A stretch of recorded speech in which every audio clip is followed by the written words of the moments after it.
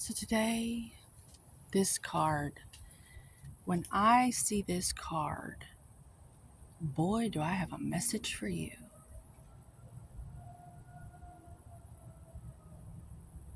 Yeah. I don't know if you heard that, the sirens.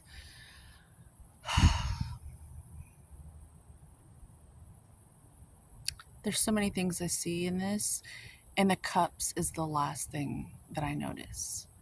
And that says a lot to me. It also says 3 generations of women, all the different generations of women.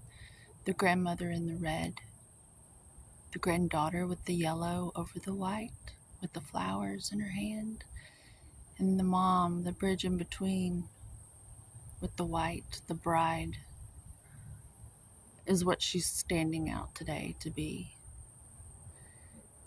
The one in the white looks like you, even if you're a male.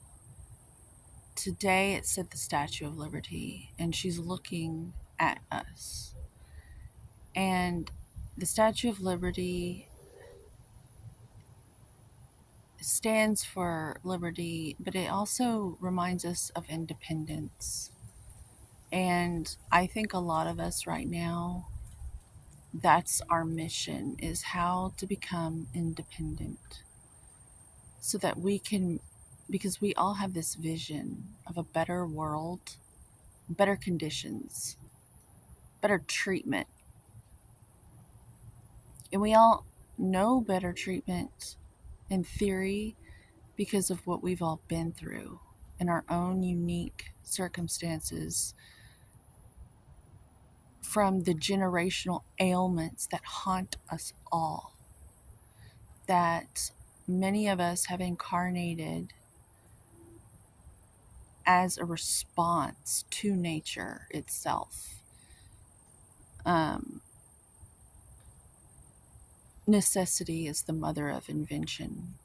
And so when there's crises, it's almost like a prayer to these energies of the universe that respond.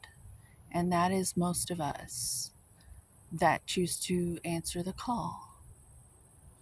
As I know you are answering the call in your own way. You see a vision of what can be improved upon. It's in our DNA. It goes back to the very beginning of time, as far as we're concerned. And we all just want to be able to hoist our cups up. And this speaks to me about the long cycles of time and how, for an age, some call it the Kali Yuga cycle, but there's these grand cycles of time where we take turns. The genders, the energetic genders take turns. The patriarchy, the matriarchy.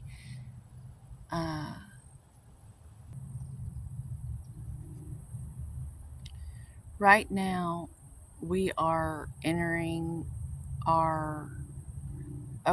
the woman and the matriarchy had to be put in its place for a very, very long time, because the matriarchy got out of it needed to cut back. So the patriarchy began, and so now we're at the point where the patriarchy is going to have to take its little seat, its little breather, and we're coming out of that. The thing is, the masculine is in everyone and everything, especially us women. And so when I see this cup today, I see that I never see the cups, because the women don't even know that they are cups.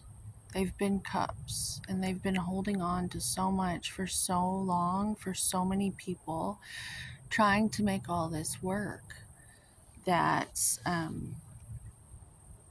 we're just now getting into a point where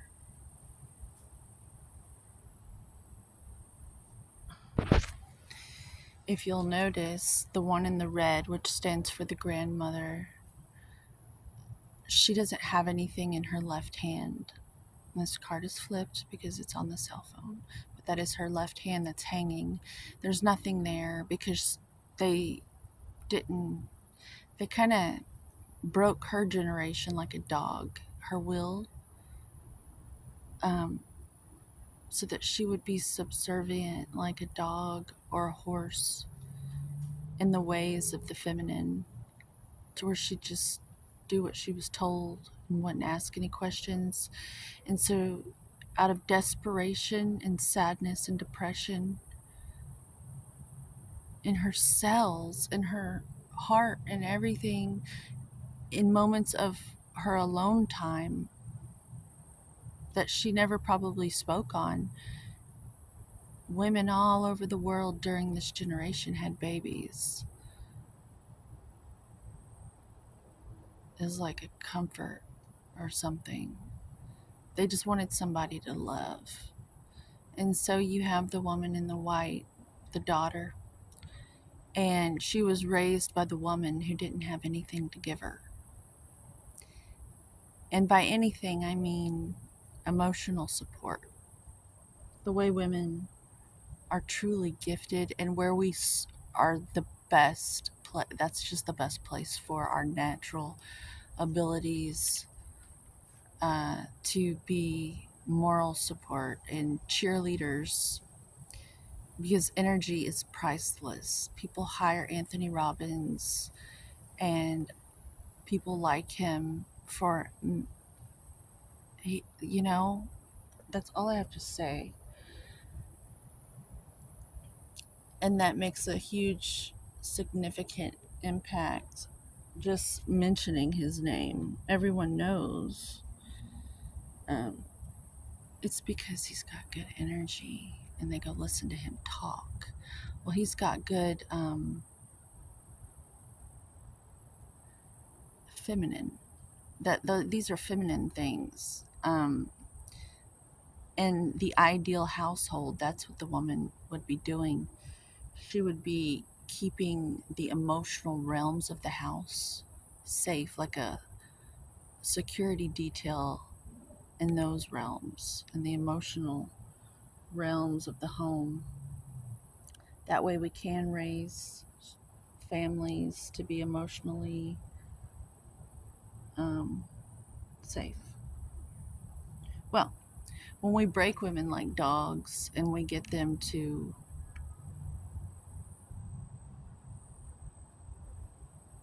lose their value in society, to where they'll do anything to not get raped, they'll do anything to earn their keep, basically, which is not have integrity and go along with every whim of the male, because the male is God, basically. Uh, basically, it's in the Bible. God's a man. Don't even question it. Well,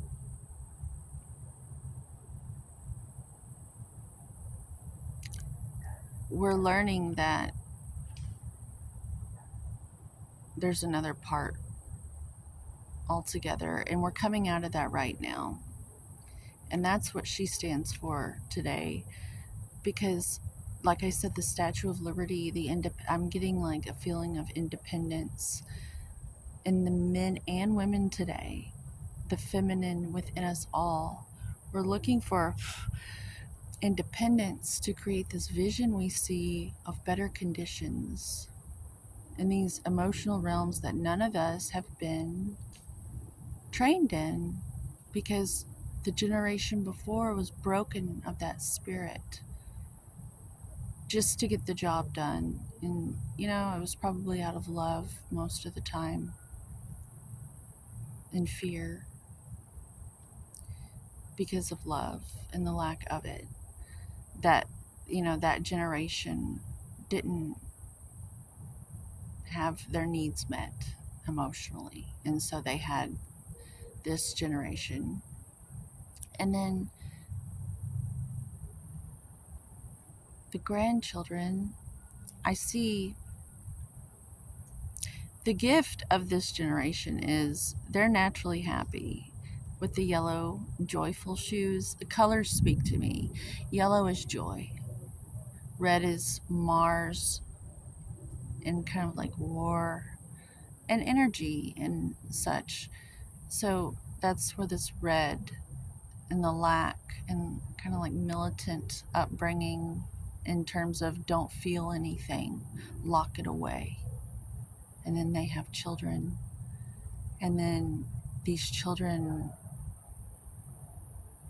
are like in the ocean without driftwood, flailing around emotionally, having to fend for themselves. And then they have children, but they see it oh so clearly because they didn't have it. And so when they go to raise their child,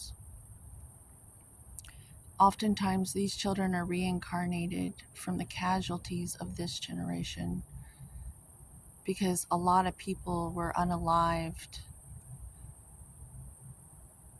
by the sheer morale,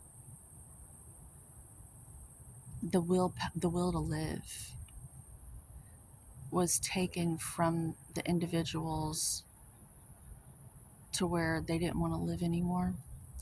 And so a lot of them manifested illnesses, uh, or just there's so many ways you can make your exit.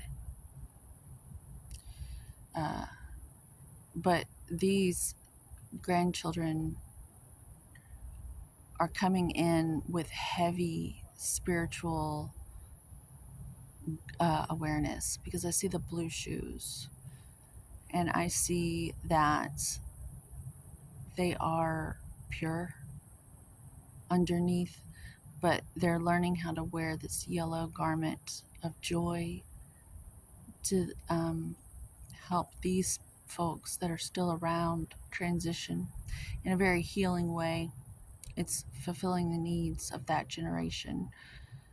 They're kind of getting like a do-over with the grandchildren because it was really hard on them to give something that they simply did not have to their own children. And they might carry a lot of guilt and shame for the way they behaved out of necessity because they simply weren't equipped to deal with their emotions. It was whipped out of them, beaten out of them, because it just wasn't, it was really hard on that generation because the generation before came from people from the Great Depression, and they were called the silent generation before this generation, and they really compartmentalized their emotions, and they simply just were not allowed to feel at all.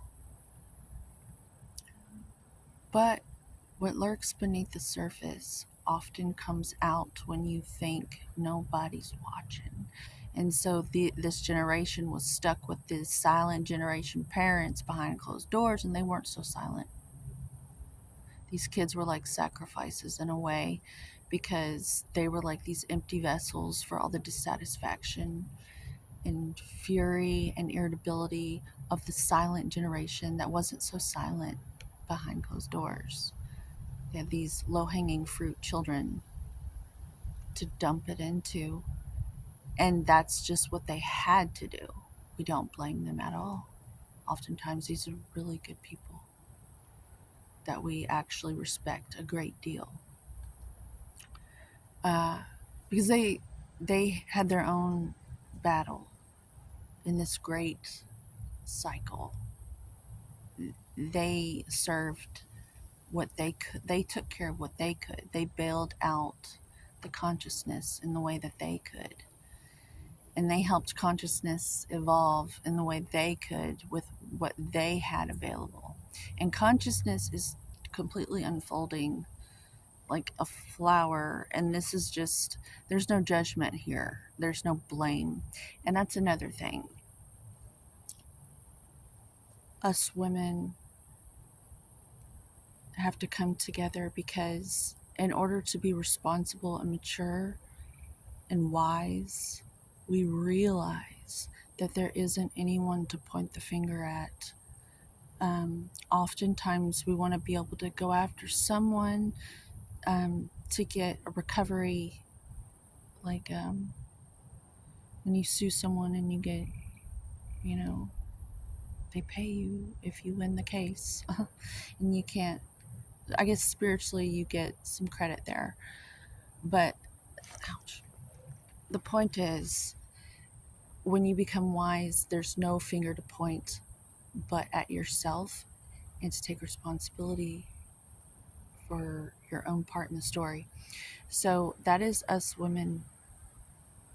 We're going to have to unite, all of us women, and we're going to have to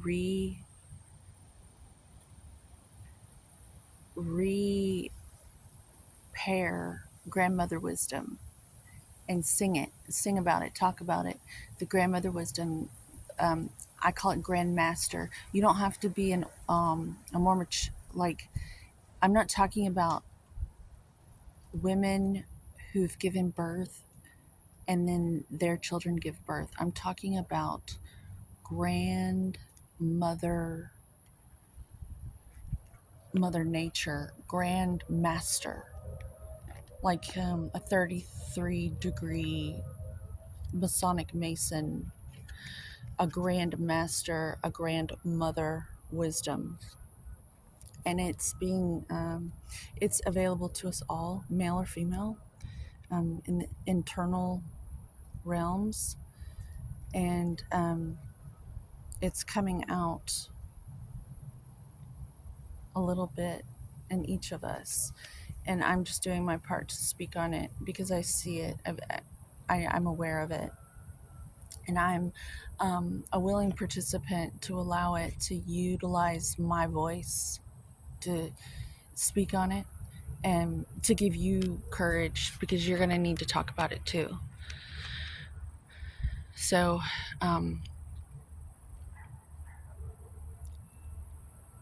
we're so busy with all the work we have to do that we may not see the cups in this picture, because there's just so much work to do, so many distractions. But I assure you that you have a cup, and that you actually are a golden chalice. A vessel for the Holy Spirit, a complete spirit,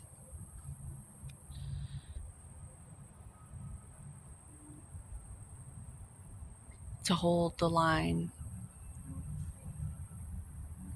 of energy, the bloodline, to hold the line.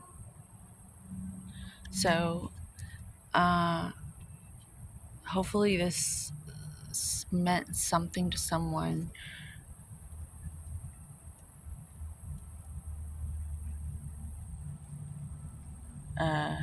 Yeah. To independence and better conditions in the emotional realms. And yeah. Homeostasis for you, homeostasis for me, homeostasis for us all, and thus vitality for everyone, because it's just our birthrights. It's your birthright, it's my birthright. Have a good day.